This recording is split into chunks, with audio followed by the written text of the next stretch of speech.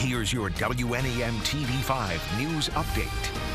Good evening, everyone. I'm Meg McLeod. Here's a quick look at some of our stories tonight. In Shiawassee County, one person killed, two others, including a child, injured. Shortly after 5:30 last night, deputies were called to Perry Township near M52 and Beard Road. The sheriff's office says a 37-year-old woman from Davison was killed in the crash. In the second car, a 32-year-old woman from Perry and her 4-year-old sustained non-life-threatening injuries and were taken to a hospital. The sheriff's office believes the Davison woman was driving south on M52 while the Perry woman was headed east on Beard Road and pulled out in front of the Davison woman. That investigation is ongoing. A proposal to allow concealed carry inside the state capitol has been introduced.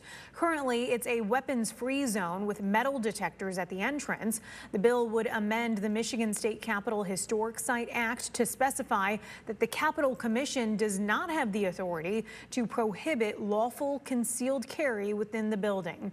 Under that proposal, concealed pistol license holders would be required to present their permit upon request by Capitol security or legislative sergeants. Saginaw's transportation system says increased fares will soon roll out. Beginning October 1st, STARS will raise prices for adults from 50 cents to $1.50. The fare for people over 60 and riders with disabilities grows to 75 cents. Lyft paratransit will go from $2 to $3.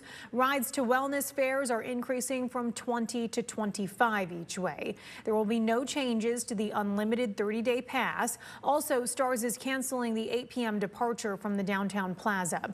STARS says the changes will address funding shortfalls and rising operational costs. Now here's Chris with your first alert forecast. Meg, a welcome sight for many across mid-Michigan as rain passes through this evening. The system a little bit more put together than a lot of our data suggested yesterday, so that's good news for those who need it. But we are keeping tabs on anywhere that does have some downpours tonight. We were taken out of the excessive rainfall category.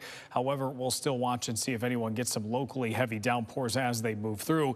We do expect the worst of the weather to be to our south, a little bit closer to the front, and most of us will just get a steady rainfall for the evening hours. As we take a look at the hour by hour, we gradually see rain drop to the south as we go through this evening, and eventually things dry out as we head towards tomorrow morning with the northeasterly winds and some of the cooler air aloft moving in tomorrow. We are keeping tabs on whether some isolated showers may develop off Lake Huron or Saginaw Bay, but we do expect those to be isolated if they even develop at all, and most of us will just see some sunshine tomorrow. Our air quality alerts are in place for not only tonight but through tomorrow. That's for the entire TV5 viewing area. Smoke is still a part of your forecast in the near term, but we do expect things to gradually get better tomorrow afternoon and tomorrow evening before even better improvement arrives on Friday.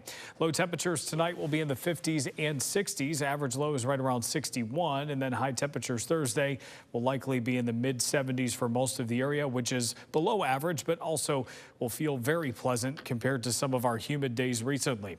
Your 7-day forecast shows we're back near 80 Saturday, further into the 80s on Sunday, and likely staying in the 80s for the beginning of next week, and we're mostly dry from Monday through Wednesday. Remember to tune into WNEM TV5 on air and online 24/7 for the latest news, weather, and information.